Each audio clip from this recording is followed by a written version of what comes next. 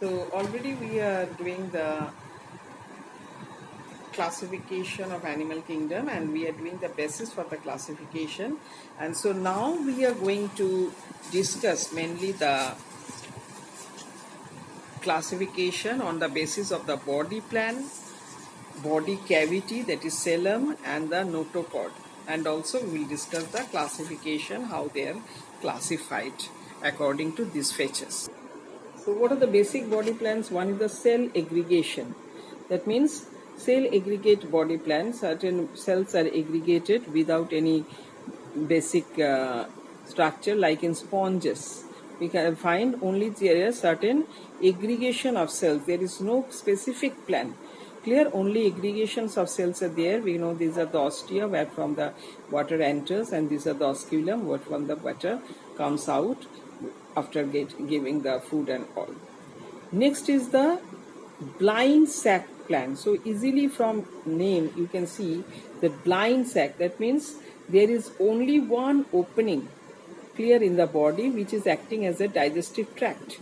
Clear, one opening in the body where from it goes to the digestive tract. Clear, the digestive tract, and this one opening. So here is a sac-like structure. You can see here is a sac-like structure with one opening only, which is used for both taking in the food as well as removal of substances. And this sac is blind one without any other opening there. So this is called blind sac plan. Clear, which you find in the certain lower organisms.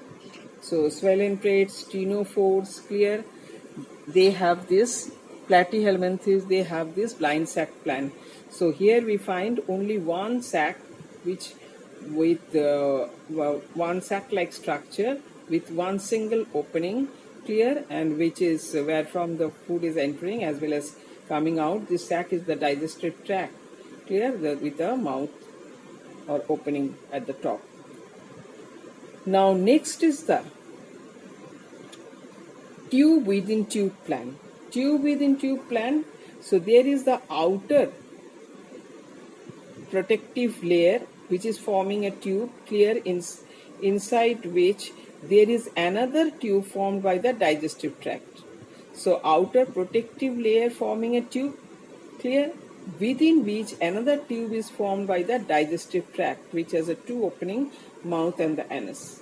So there is another tube forming the digestive tract, and the outermost there is another tube, clear, which contains mainly the protective parts, clear, the skin, the nerves, etc.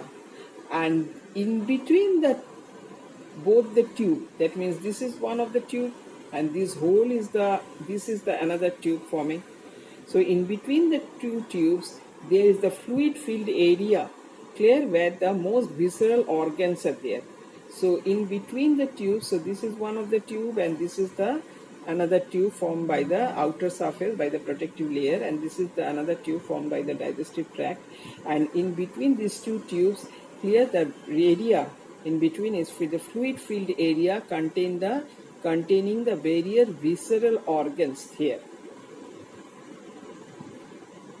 So you can easily see the structure. Aschelminthes, all of them have this tube within tube plan. Next is the body cavity or the cellum. So next basis for classification is the body cavity or cellum. Clear?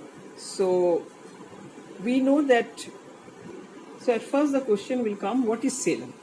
Cellum is the fluid filled area between the outer tube, that is outer protective layer, and the inner digestive tract. So it is the fluid filled area between the outer tube or outer protective layer and inner digestive tract, which is formed by the mesodermal epithelium or peritoneum, which is formed, this area is formed by the mesodermal epithelium or peritoneum, which contains most of the internal or visceral organs, Now, what is the advantage? The advantage of forming coelom is that it gives more flexibility.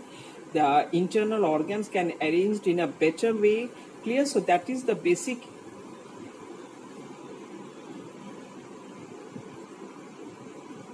advantage of having coelom.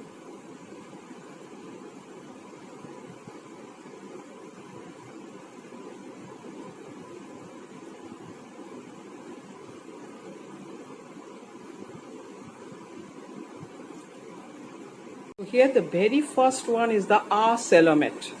That means without any coelom. You can see here, this is the ectoderm, this is the endoderm, clear, and this is the digestive tract. In between there is no coelom or cavity. Clear, between ectoderm and endoderm there is no cavity or mesoderm covered, encircled with mesodermal lining. So there is no cavity at all, and so here also you can see this is the ectoderm, this is the endoderm, and this is the mesodermal part, but cavity is not formed. So this type of structure where there is no body cavity, clear, outside the digestive tract, this is called acoelomate, which you find in Porifera, we find this in Cnidaria, we find this in Ctenophora, we find this in Platyhelminthes. So they are acoelomate. Clear, you can see here there is no coelom, no cavity outside the digestive tract, in between, within the outer ectoderm. So this is acoelomate. Next is the pseudocoelomate. Now already we have discussed that coelom is formed from the mesoderm. Clear, the mesodermal lining, mesodermal epithelium or peritoneum. So if it is a true coelom, in both sides it will be covered by mesodermal lining. But here you can see here, this is the ectoderm, this is the endoderm, and this is the mesoderm. But this cavity is not totally encircled inside. In the inner part it is not encircled by the mesoderm. Clear? So this is not also a true body cavity. We can call it that a cavity is there.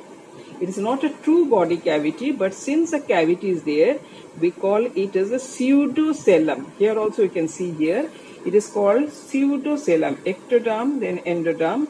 In this between there is a cavity, but that is not lined by mesodermal lining. So we call it as pseudocoelom.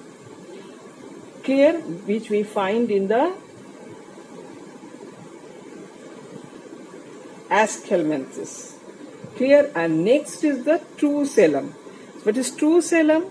You can see here, this is the ectoderm, this is the endoderm, this is the cavity, but in both side of the cavity, that is inner side outside the digestive tract and outer side also associated with ectoderm, in both sides that it is covered by the mesodermal lining or peritoneum. Clear, you can see here in both sides there is a mesodermal lining or peritoneum. So this type of coelom is called true, this type of body cavity is called true coelom, which you find from that Annelida to chordates. Clear, which you find in Annelida to chordates. Clear, so Annelida, Arthropoda, then Mollusca, then Hemichordata, chordates, all they have the true coelom. And schizocoelom is the coelom which is formed by the splitting of the mesoderm, that is we find in the Arthropoda. Clear, which occurs due to splitting of the mesoderm. So Arthropoda, Mollusca, Annelida, where we find the schizocoelom. And enterocoelom, which has been formed as a pouch from the gut, which has originated as a pouch from the gut, clear, is called entero, which is very common in Echinodermata and chordates. Clear, so enterocoelom is very common in Echinodermata and chordates. Now, another feature for the classification is the notochord. We know this is the notochord, this is the mesodermally derived rod-like structure present in the dorsal surface of the body. Clear?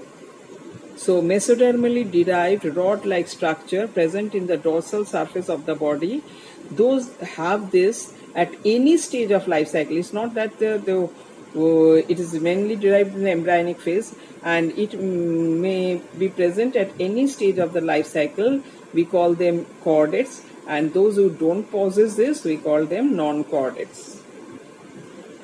Now here we will see a basic plan for the classification.